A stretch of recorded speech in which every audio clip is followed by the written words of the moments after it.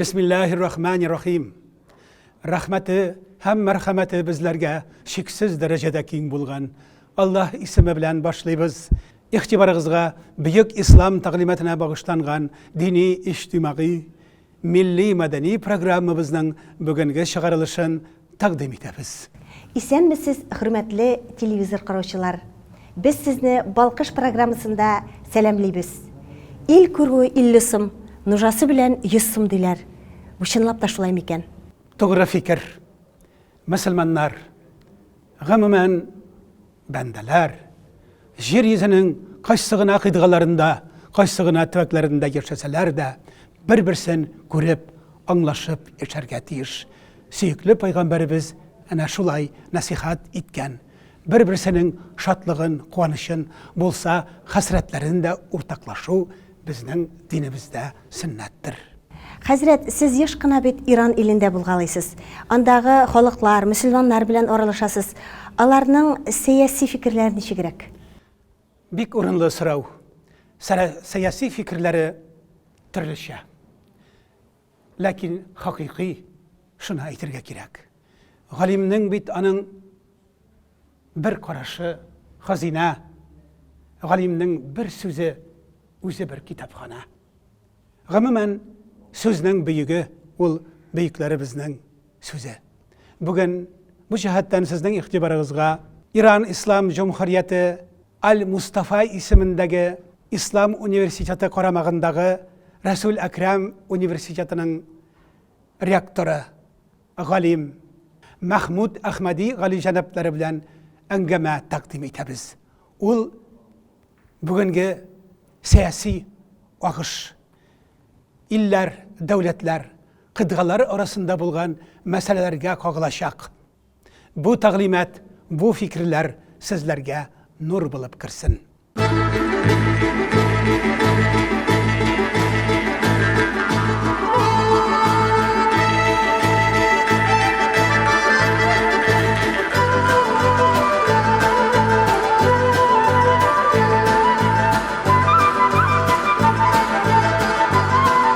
Bismillahirrahmanirrahim. Elhamdülillah Rabbil alemin. Ve sallallahu ala Muhammedin ve ehl-i beytihi ve ashabihi ve sahbihi el-muntezebin. Assalamu alaikum. Başkistan Cumhuriyeti'nde yaşayışı din kardeşlerim. Sizge Allah Teala'nın selamı hem rahmetleri bulsun.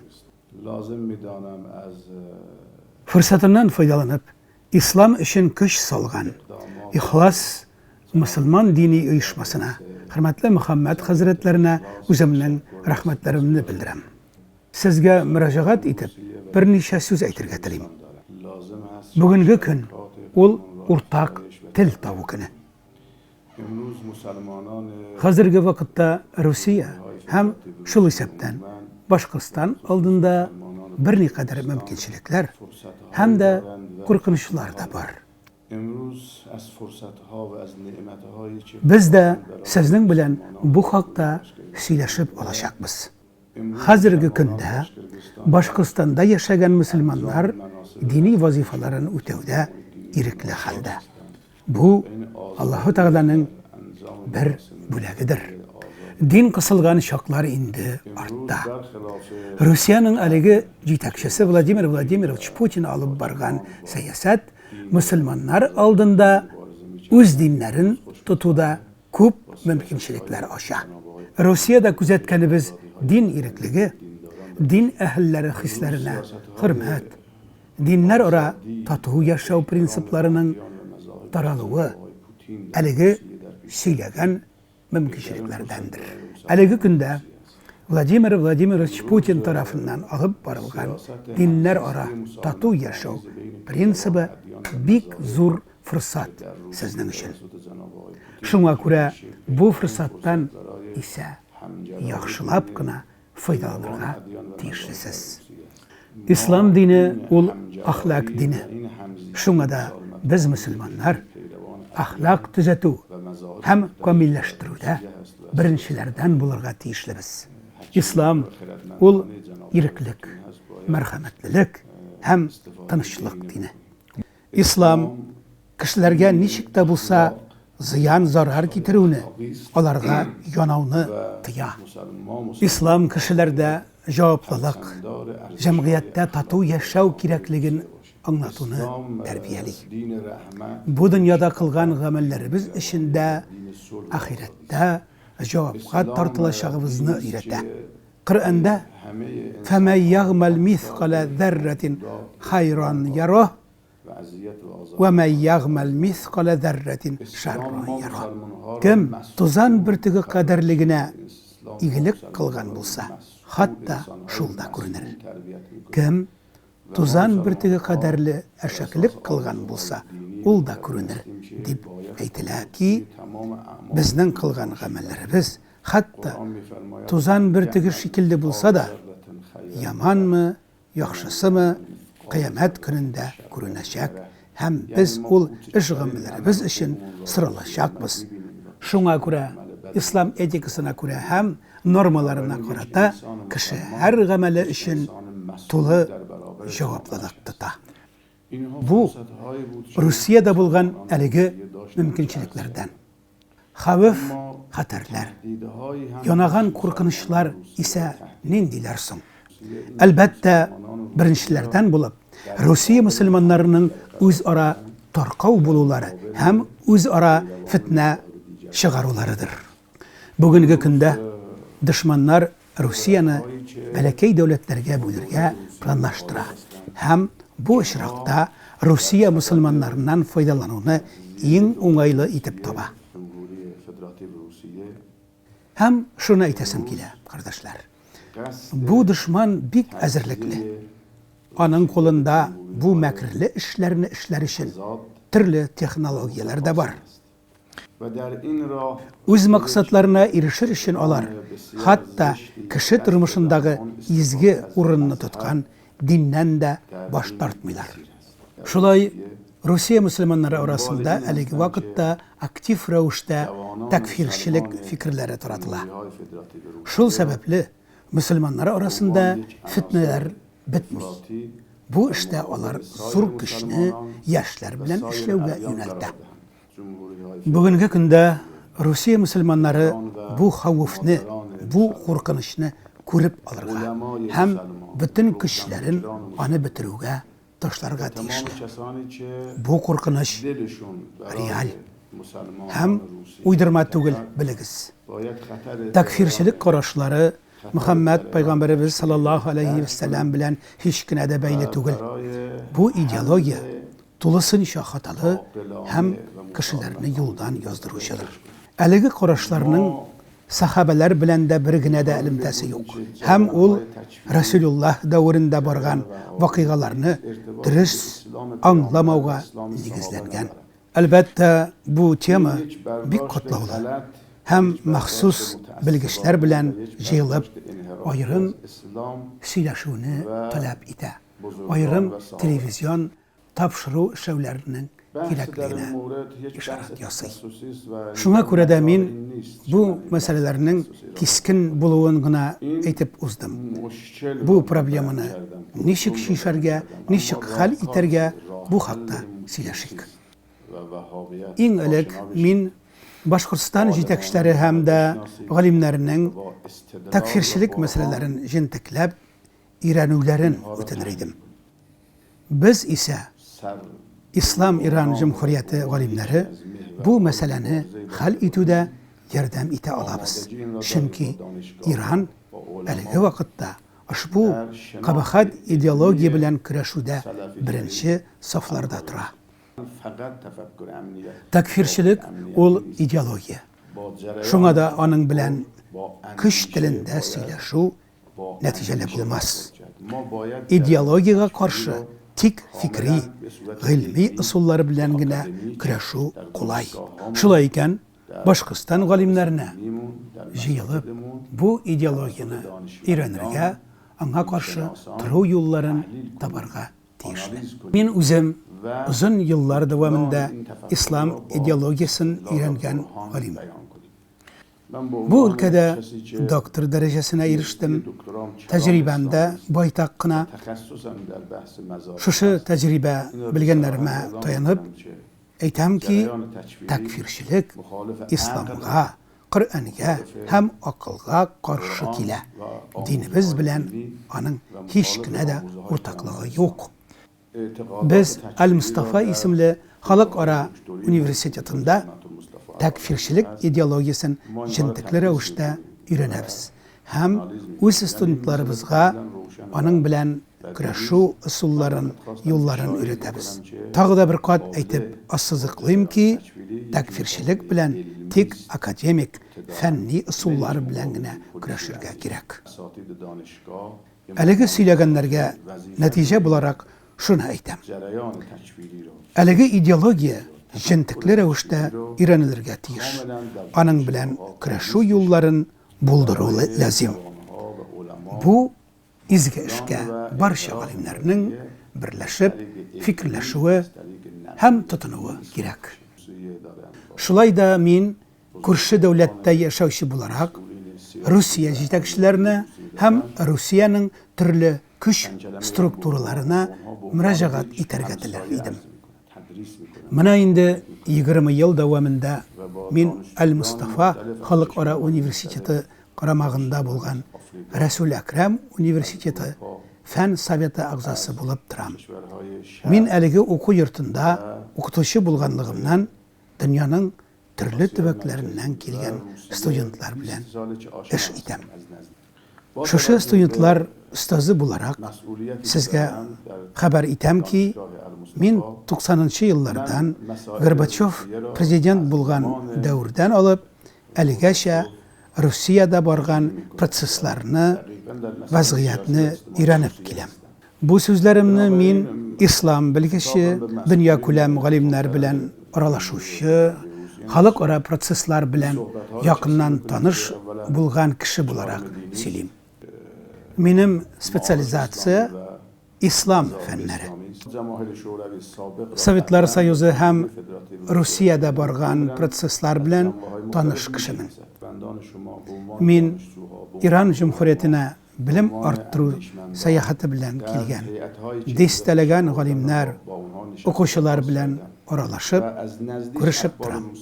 So'zlarimni da bu masalalarni uzoq vaqt ichida o'rgangan, borgan siyosiy xalqaro proseslardan xabardor ekspert so'zi bo'larak qabul etishingizni tilayman. İran grajdanini, o'z ilmning millatparvari, ham uning shashak otuvini tilagan kishi bo'larak murojaat etam. Shulayda men o'z davlatimning raisini hurmatlagan kishi. O'z ilmni yaratganimdan men ilmning kurshlarini da yaratam. Rossiya bizning kurshi, kurshilarimizning eminligi ham o'sishi bizning uchun bek muhim.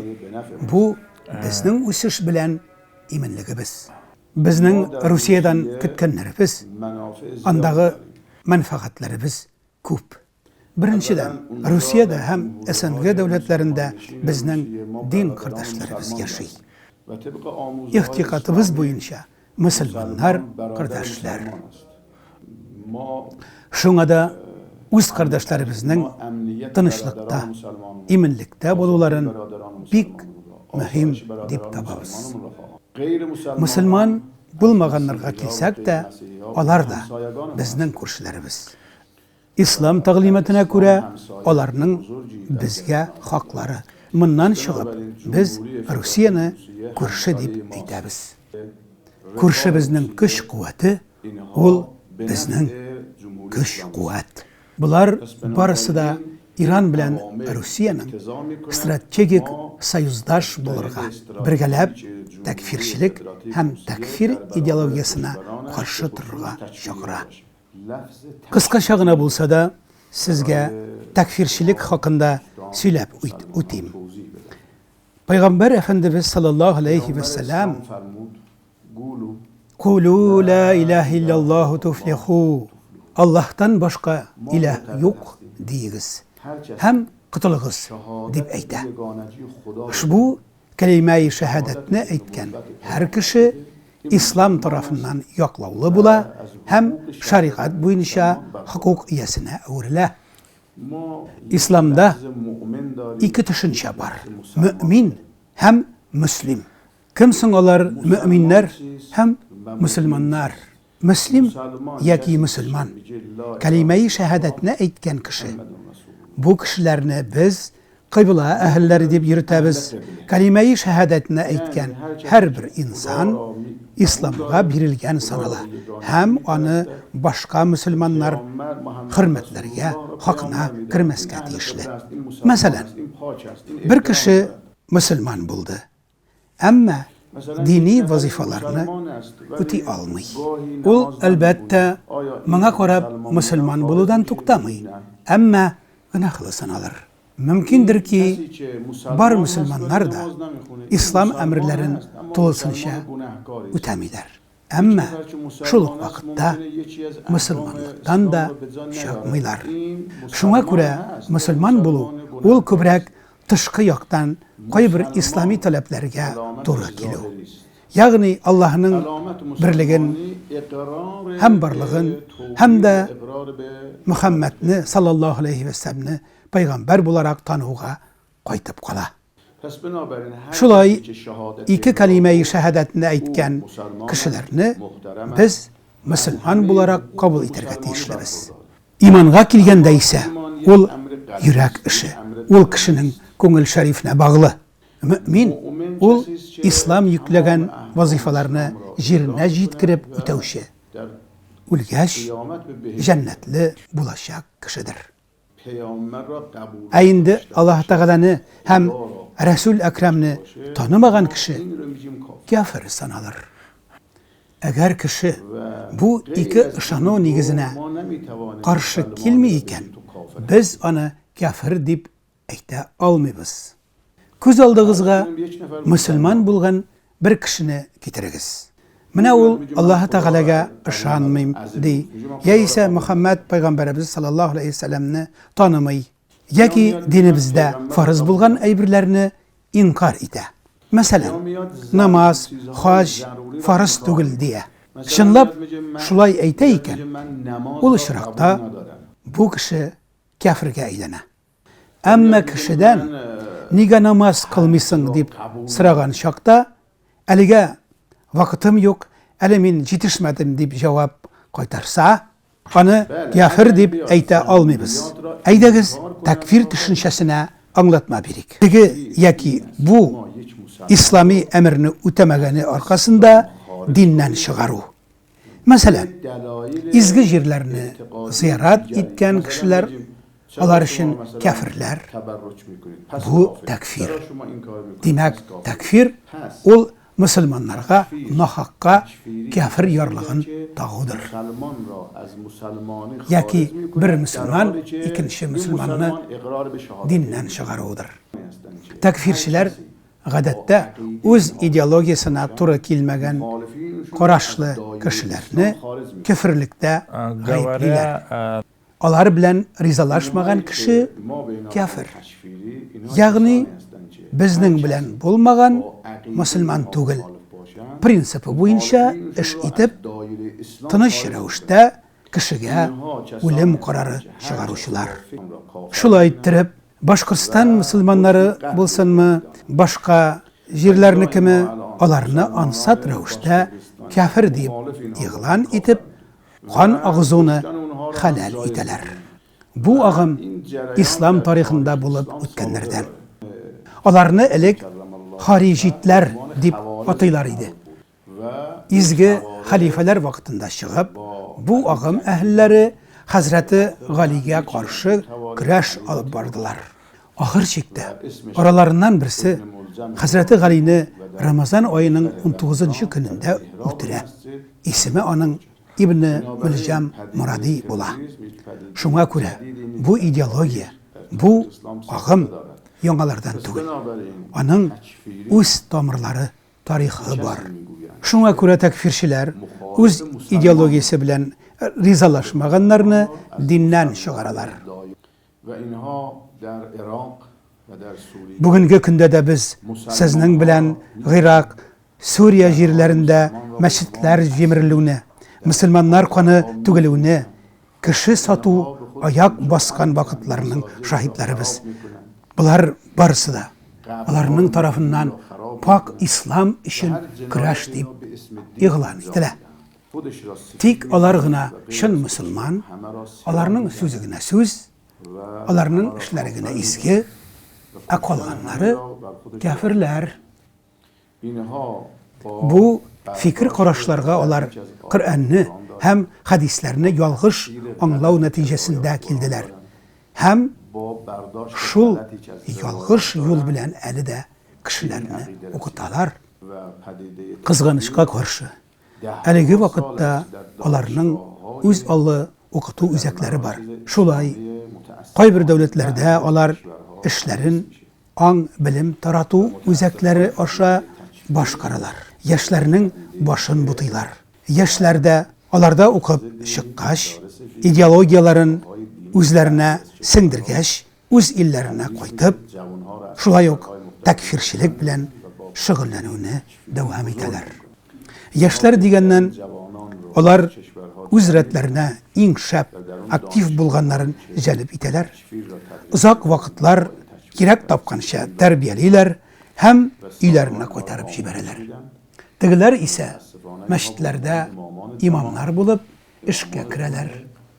Халык башын бутый башлыйлар. Нәтиҗә буларак шуны әйтергә мөмкин. Бу идеологиягә каршы туру фәнни нигездә, күп яклы рәвештә алып барылырга тиешле.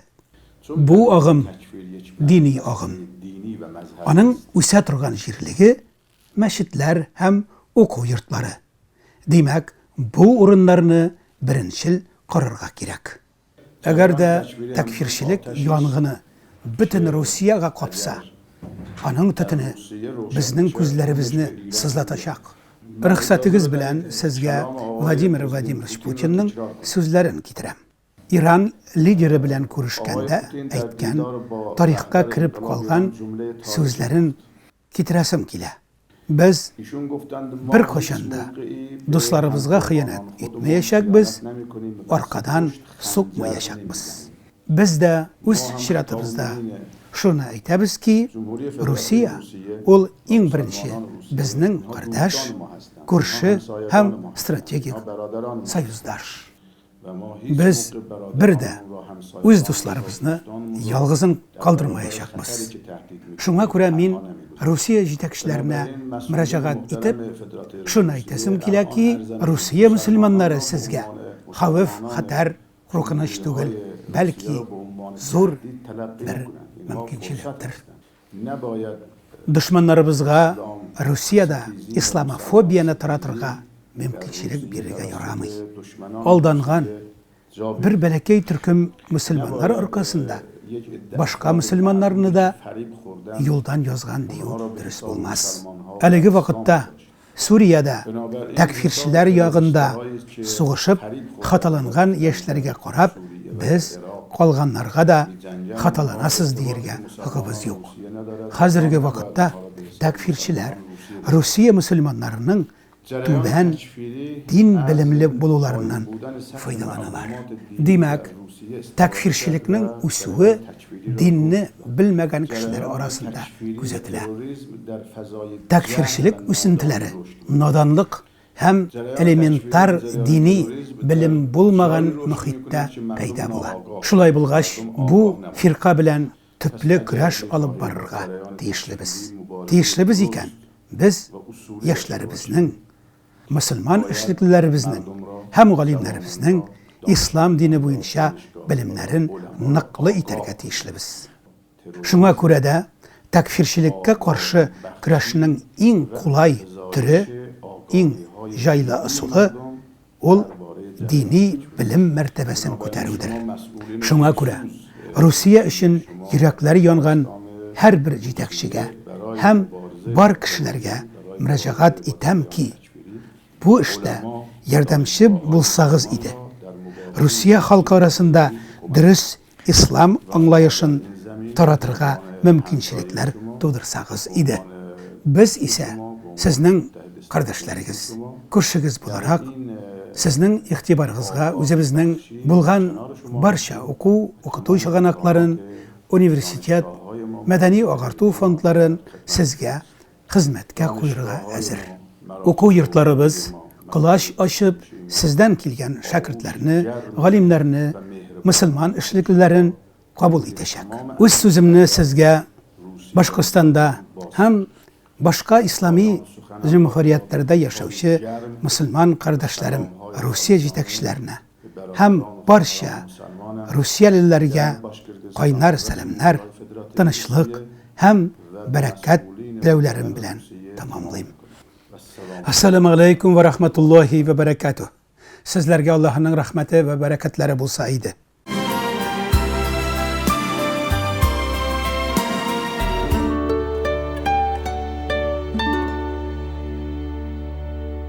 Хөрмәтле тамашачылар, без сезнең игътибарыгызга Ислам Иран Җумһуриятендәге Аль-Мустафа Халыкара Ислам университеты карамагындагы Расул Акрам университеты ректоры галим Махмуд Ахмади белән әңгәмәне тәкъдим иттек. Хөрмәтле телевизор караучылар, бүгенге программабыз ахырына якынлашты. Игътибарыгыз өчен рәхмәт. Сезгә иң изге теләкләрне теләп хушлашабыз.